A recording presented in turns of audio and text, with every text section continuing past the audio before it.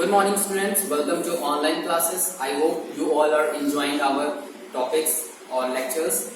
आज हम लोग उसी टॉपिक को कैरी फॉरवर्ड करेंगे सेल बायोलॉजी को. आगे हम लोग देखेंगे कि सेल बायोलॉजी के और कौन कौन से टॉपिक्स जो हैं वो बचे हुए हैं. तो आज हम लोग देखेंगे सेल ऑर्गेनेल्स के बारे में जिनको कोशिका के कोशिकांश बोलते हैं. तो हम देखते हैं वो कोशिकांश. आज हम उन कोशिकांश के बारे में पढ़ेंगे जो दो लेयर से मिलकर बने होते हैं, मतलब जिनमें मोस्टली दो लेयर्स होती हैं, जिनमें टू मेम्ब्रेन्स हो. उन कोशिकांश के बारे में देखेंगे. दो मेम्ब्रेन वाले कौन कौन से हैं? एक आप प्लास्टिड्स और एक आपका आता है माइटोकॉन्ड्रिया.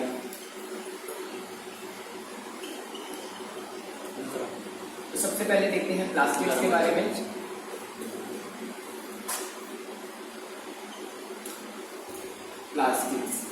प्लास्टिड्स जो होते हैं वो आपके प्लांट्स में ही प्रेजेंट होते हैं, एनिमल सेल में प्रेजेंट नहीं होते हैं. प्लास्टिड का मेनली काम जो होता है वो आपका फोटोसिंथेसिस फॉर्मेशन करना होता है. इसमें कुछ पिगमेंट्स प्रेजेंट होते हैं जो फोटोसिंथेसिस की प्रोसेस को करने में हेल्पफुल होते हैं. ये आपस में इंटरचेंजेबल होते हैं. जो भी प्लास्टिड्स होते हैं वो आपस में एक दूसरे से एक्सचेंज जाते हैं, इजिली इंटरचेंज हो जाते हैं. प्लास्टिड जो है सबसे पहले डिस्कवरी इसकी की थी और नाम दिया था इसका. डिस्कवरी जो की थी वो हेकल ने की थी. हेकल एक साइंटिस्ट था, उन्होंने इसको डिस्कवर किया था और नाम जो है सबसे पहले सिम्पसन ने दिया था. सिंपल, ठीक है. हेकल ने डिस्कवर किया था और नाम दिया था सिंपल. प्लास्टिक जो होते हैं वो इंटरचेंजेबल होते हैं, जैसा कि मैंने आपको बताया. तो प्लास्टिक जो होते हैं वो इनएक्टिव फॉर्म में या प्रो प्लास्टिक के रूप में पाए जाते हैं. प्रो प्लास्टिक के फॉर्म्स में होते हैं और ये तीन प्रकार के होते हैं. जो प्रोप्लास्टिक हैं उनको तीन फॉर्म में लिखते हैं. ये है ल्यूकोप्लास्ट. ल्यूकोप्लास्ट जो होता है मेनली कलरलेस होता है. कहीं पे भी आपने देखा होगा ये अंडरग्राउंड फॉर्म में होता है, सूरज की रोशनी में डायरेक्टली नहीं होता है. जैसे कि जड़ों के जो जड़ें होती हैं वो सफेद कलर की होती हैं, या जो फ्लावर बर्ड्स होते हैं वो जो कलियां होती हैं उसके अंदर जो होता है सफेद कलर का पार्ट मिलता है. तो वो कलरलेस जो पार्ट होता है वो ल्यूकोप्लास्ट का ही फॉर्म रहता है. क्लोरोप्लास्ट. क्लोरोप्लास्ट जो होता है वो ग्रीन कलर का होता है और ग्रीन जो है ये फोटोसिंथेसिस करने में भी मदद करता है. और होता है क्रोमोप्लास्ट. क्लोरोप्लास्ट जो होता है मेनली जो है वो ग्रीन लीव्स और आपके स्टेम इन सब जगहों पे प्रेजेंट होता है. क्रोमोप्लास्ट होता है ये कलरफुल होता है. किसी भी पार्ट को कलर देने का काम जो है वो क्रोमोप्लास्ट करता है. आपने मेनली देखा होगा फ्लावर पेटल्स और जो कलर ऑफ द लीव्स हैं किसकी वजह से आते हैं? वो क्रोमोप्लास्ट की वजह से. फ्रूट का कलर, बर्ड का कलर, तो ये सब क्रोमोप्लास्ट की वजह से आता है. और ये आपस में चेंजेबल होते हैं, इंटरचेंजेबल. मतलब क्रोमोप्लास्ट जो है वो क्लोरोप्लास्ट या leucoplast, leucoplast chloroplast, chloroplast chromoplast, या आपस में एक दूसरे के साथ चेंज हो जाते हैं. ठीक है. अब हम देखते हैं ल्यूकोप्लास्ट. तो ल्यूकोप्लास्ट जो होते हैं ये भी तीन प्रकार के होते हैं. एमाइलोप्लास्ट,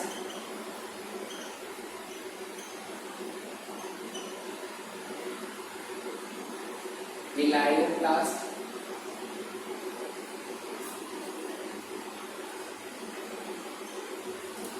और प्रोटीनोप्लास्ट.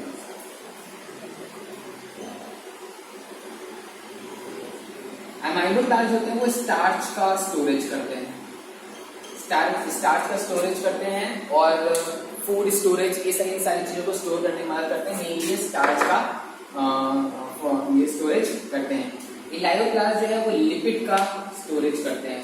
आपके ऑयल हो गए, कुछ जो स्पेशल टाइप के ऑयल्स वगैरह ये लिपिड के फॉर्म में ये इलायोप्लास्ट स्टोर करते हैं. और प्रोटीनोप्लास्ट जो है वो प्रोटीन का वो करते हैं फॉर्मेशन और जो प्रोटीन है उसको स्टोर करते हैं मेनली. तो स्टोर जो है प्रोटीन ये आपका बहुत इंपॉर्टेंट है. ल्यूकोप्लास्ट के पार्ट्स और इसका ये पूछा जाना कि कौन सा पार्ट क्या स्टोर करता है, ये बहुत इंपॉर्टेंट है. अक्सर ये पूछा जाता है. आपसे बच्चे नहीं बता पाते क्योंकि ध्यान नहीं देते इसके ऊपर. तो एमाइलोप्लास्ट और इलायोप्लास्ट आपको स्पेशली ध्यान में देना है. प्रोटीनोप्लास्ट की इस चीज का स्टोरेज करते हैं. तो ये हो गए आपके प्लास्टिड्स के बारे में। अब प्लास्टिड्स में जो सबसे ज्यादा इंपॉर्टेंट है वो है क्लोरोप्लास्ट। क्लोरोप्लास्ट के बारे में आपको डीप स्टडी करनी है, क्योंकि क्लोरोप्लास्ट जो है वो आपका लॉन्ग क्वेश्चन में भी पूछा जाता है। क्लोरोप्लास्ट और माइटोकॉन्ड्रिया ये आपके 2-2 या 4 या 2-3 नंबर में अक्सर, मतलब इससे बहुत ज्यादा क्वेश्चंस आपके उठते हैं।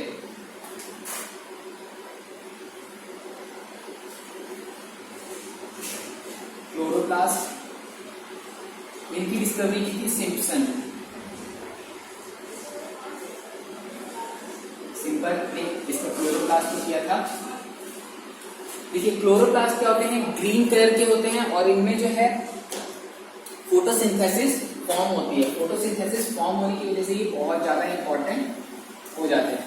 इनका आपको स्ट्रक्चर भी याद करना जरूरी है, क्योंकि इसका स्ट्रक्चर सही लॉन्ग क्वेश्चन में आता है तो आपको बताना पड़ेगा। 2 लेयर से मिलकर बने होते हैं।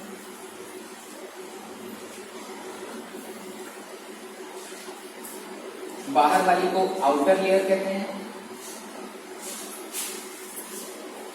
आउटर मेम्ब्रेन, अंदर वाली को इनर मेम्ब्रेन कहते हैं।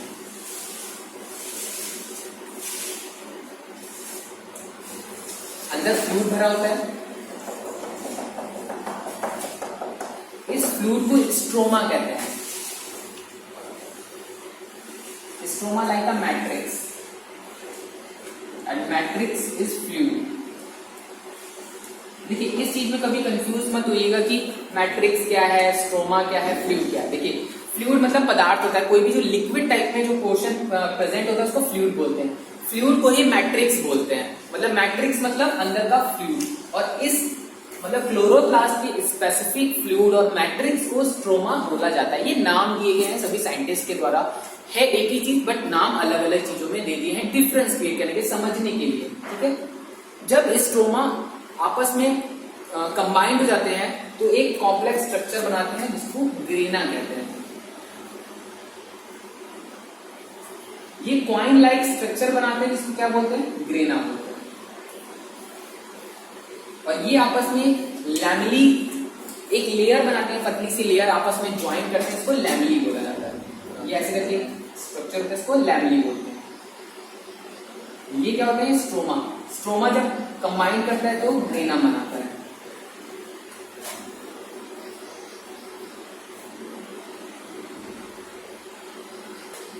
ग्रेनम के अंदर होते हैं थैलेक्वाइड।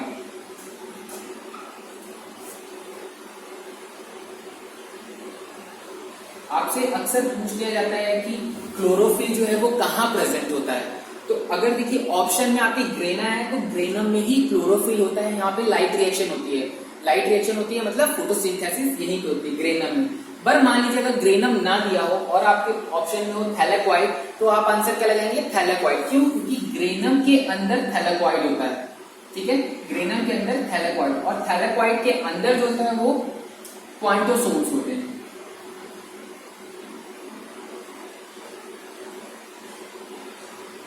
ठीक है, क्वांटोसोम्स होते हैं। मतलब ये है कि अगर आपसे पूछ ले, ग्रेनम हटा के पूछ ले तो थैलेक्वाइड, थैलेक्वाइड हटा के पूछ ले तो क्वांटोसोम्स। क्वांटोसोम्स में ही chlorophyll A, chlorophyll B pigments present होते हैं जो कि फोटोसिंथेसिस करने में मदद करते हैं। अगर मान लीजिए आपके पास तीनों ऑप्शन दे दिए, ये भी तो प्रश्न बन सकते हैं कि तीनों ऑप्शन दे दिए हो, ग्रेनम, क्वांटोसोम्स और थैलेक्वाइड, तो देखिए आजकल का जो कंपटीशन है वो ये नहीं है सही या गलत। आज के टाइम में आपको आंसर देना होता है सही में से भी सबसे सही वाला कौन सा है। तो ग्रेनम अगर इन तीनों में आ जाएगा तो आपको पता है ग्रेनम के अंदर होता है थैलेक्वाइड, थैलेक्वाइड के अंदर होता है क्वांटोसोम्स, तो आपका आंसर क्या हो जाएगा, क्वांटोसोम्स हो जाएगा। अगर ऑल दिया है तो ऑल सही होगा, बट अगर ऑल नहीं दिया है तो आपको सबसे सटीक चूज करना है, तो आप क्वांटोसोम्स को चूज करेंगे। और क्वांटोसोम्स के अंदर क्या प्रेजेंट होता है, क्लोरोफिल प्रेजेंट होते हैं। क्लोरोफिल्स क्या होते हैं, क्लोरोफिल्स पिगमेंट्स होते हैं जो कि क्या है, किसी को भी उसमें कलर प्रोवाइड करने में मदद करते हैं। ठीक है, क्लोरोफिल्स। और क्लोरोफिल जो होते हैं वो आपके कई प्रकार के होते हैं। क्लोरोफिल ए होता है,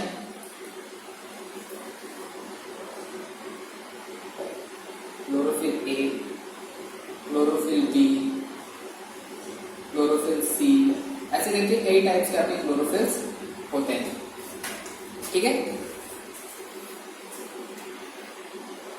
अब इसमें देखिए आउटर मेम्ब्रेन और इनर मेम्ब्रेन का एक टॉपिक मैंने छोड़ दिया है, ये है कि आउटर लेयर जो होती है इसकी वो ज्यादा परमिएबल होती है as compare to inner membrane. Permeable का मतलब होता है कोई भी लेयर जब आवागमन को इजीली प्रोवाइड कराते, मतलब आना जाना इजीली हो जाए, तो वो परमिएबल होती है, ठीक है, सुगम में जिसे बोलते हैं।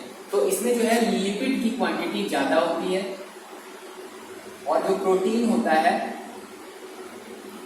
वो कम होता है। अब बोलेंगे सर लिपिड और प्रोटीन ही क्यों? क्योंकि इससे पहले आपको मैंने बताया है कि सेल मेम्ब्रेन किससे बनी होती है, लिपिड और प्रोटीन से मिलकर बनी होती है। तो इसीलिए ये मेम्ब्रेन है, ये लिपिड जो है और प्रोटीन से मिलकर बनी, जिसमें लिपिड जो है वो ज्यादा है, प्रोटीन कम है।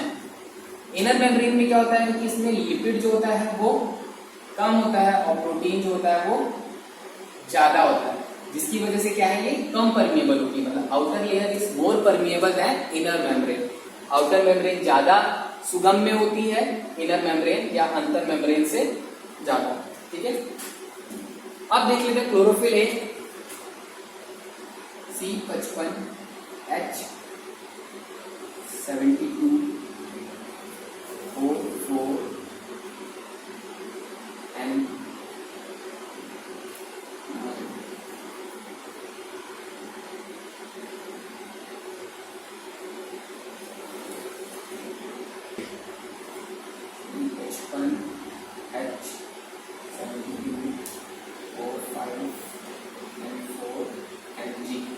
C55, H72, O5, N4, Mg, ये इसका फॉर्मूला होता है। पूछ लेता है कभी कभी आपसे, जैसे जरा क्लोरोफिल बी का C55, H74, O6, N4, Mg, और क्लोरोफिल सी जो होता है वो होता है C32, H35, O5, N4, Mg। Chlorophyll A जो होता है वो सर्वव्यापी होता है, यूनिवर्सल होता है, हर जगह प्रेजेंट होता है। क्लोरोफिल ए हर प्लांट में जहां पे भी क्लोरोप्लास्ट होगा वहां क्लोरोफिल ए होगा। क्लोरोफिल बी भी मोस्टली जगह प्रेजेंट होता है, ठीक है, लेकिन कुछ जगहों पे ये एब्सेंट होता है। क्लोरोफिल सी जो होता है वो आपका कुछ प्रिमिटिव बैक्टीरियाज में प्रेजेंट होता है, कुछ शैवाल में प्रेजेंट होता है क्लोरोफिल सी, ठीक है। तो जो बैक्टीरियाज में क्लोरोफिल पाया जाएगा उसका फॉर्मूला या क्लोरोफिल सी होगा, और ये C32, H35, O5, N4, Mg इसका फॉर्मूला होगा।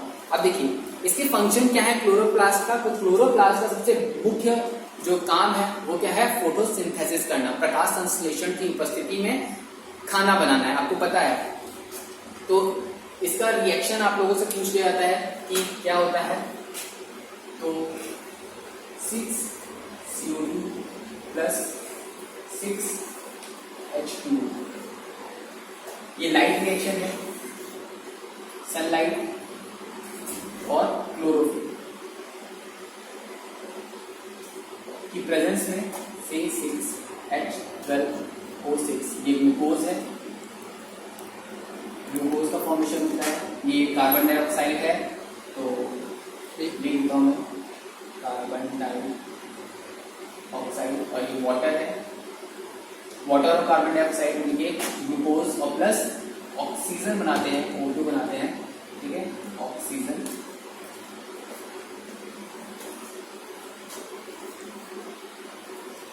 तो ये आपका जो है ये बैलेंस आपका है।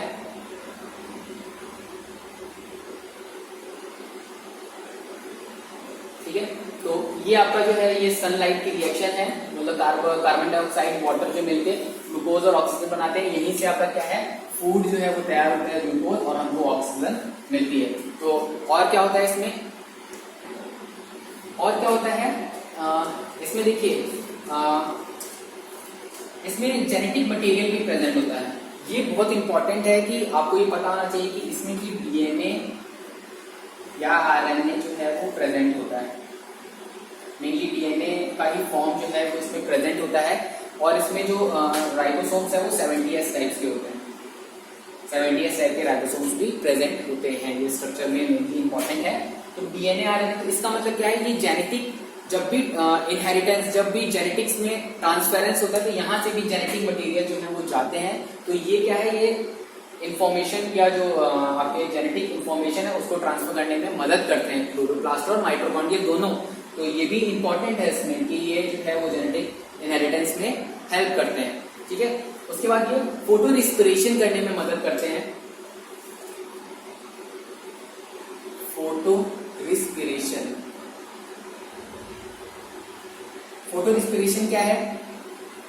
फोटो रिस्पिरेशन में एटीपी और एडीपी का फॉर्मेशन होता है। ठीक है, तो ये फोटो रिस्पिरेशन करने में आपके मदद करते हैं और जेनेटिक इनहेरिटेंस करने में मदद करते हैं। तो ये सारे इसके जो मुख्य काम है वो हैं, और कुछ टाइम में स्टोरेज भी करते हैं कुछ चीजों का, जैसे स्टार्च हो गया, इन सारी चीजों का स्टोरेज भी ये कर सकते हैं। तो ये इसके कुछ स्पेसिफिक जो है वो फंक्शंस हैं जो ये परफॉर्म करते हैं। तो क्लोरोप्लास्ट जो है ये आपका इतना ही था जो इम्पोर्टेंट है, सिम्पसन ने खोजा है स्ट्रक्चर क्लोरोफिल के बारे में। क्वांटोसोम्स और थैलेकॉइड इन सारी चीजों को ध्यान दीजिएगा। ठीक है, तो अब हम बात करेंगे माइटोकॉन्ड्रिया के बारे में। अब हम देखते हैं माइटोकॉन्ड्रिया के बारे में। तो माइटोकॉन्ड्रिया जो है वो सबसे पहले डिस्कवर्ड किया था आपका एल्डमान ने, और इसका जो नाम था माइटोकॉन्ड्रिया, नेमिंग या टर्म बोलते हैं इसको, टर्म बोलिए जैसे टर्म जो दिया था वो बेंडा ने दिया था, सी बेंडा है। ठीक है, बेंडा याद रखिए, एल्डमान का बेंडा। देखिए माइटोकॉन्ड्रिया को क्या बोलते हैं? Power house of the cell कहते हैं,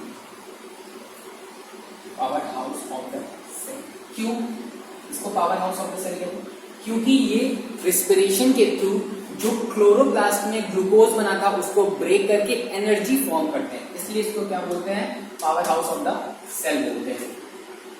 ठीक है, ये जो होते हैं ये एब्सेंट होते हैं आपका आरबीसीज में। जो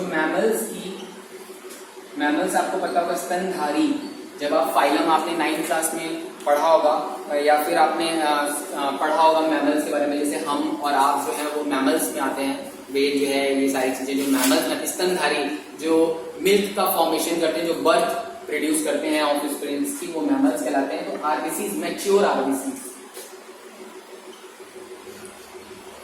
ठीक है, मैच्योर आरबीसीज में क्या होते हैं? ये एब्सेंट होते हैं, और प्रोकैरियोट्स में ये नहीं होते। प्रोकैरियोटिक सेल्स आपको बताया मैंने, प्रोकैरियोटिक सेल्स में भी ये एब्सेंट होते हैं, नहीं पाए जाते। ठीक, तो अब इनका हम स्ट्रक्चर देख लेते हैं, स्ट्रक्चर कैसा होता है इनका।